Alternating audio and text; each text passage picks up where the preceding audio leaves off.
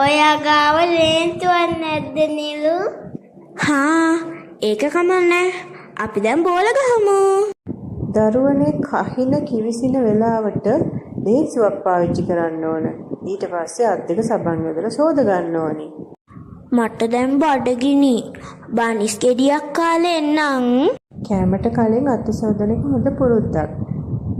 කෑමට කලින් අත සේදුවේ නැත්නම් විස බීජ අපේ බඩට ගිහිල්ලා අපි ලෙඩ කරනවා. හා ටීචර් එහෙනම් හැමදාම අත් සෝදගෙන නිරෝගීව ඉන්නම්.